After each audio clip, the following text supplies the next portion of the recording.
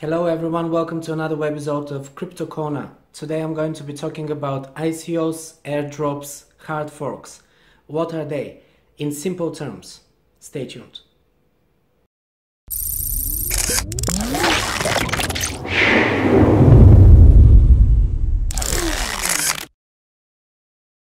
Okay, so let's first start with what is an ICO, initial coin offering.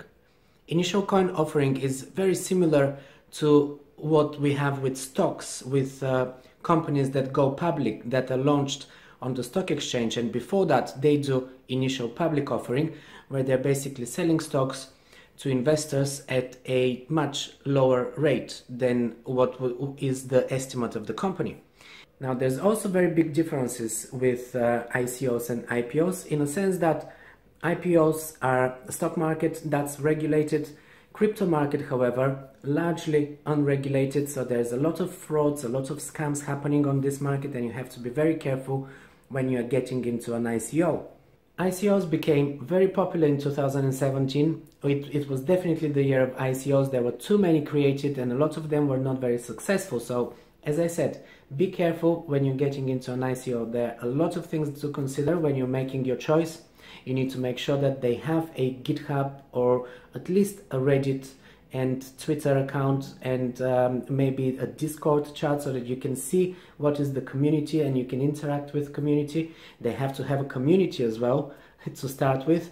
They have to have a good project. Perhaps some of the developers could be well known, or at least people with some experience in the blockchain space. It's already been around for some years, so make sure that you're going with a project where there is talent involved and there is something that is being created, rather than just another abstract ICO of a project that no one can explain. I'm not going to go too much into details. Let's move on to airdrops.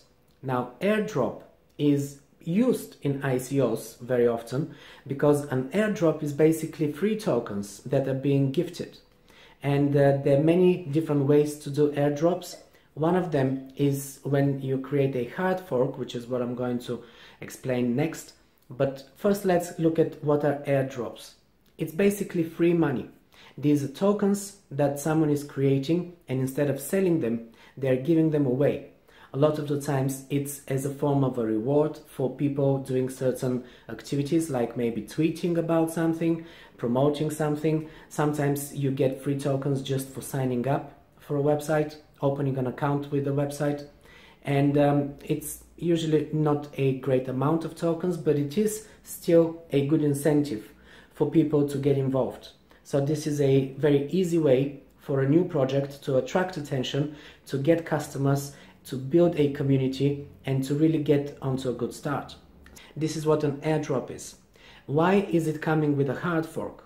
Most of the time, a hard fork creates an airdrop, simply because a hard fork occurs when there is a change of the protocol or some sort of an update that needs to be implemented to a certain cryptocurrency, and that blockchain will no longer operate with the old protocol. It has to update or upgrade.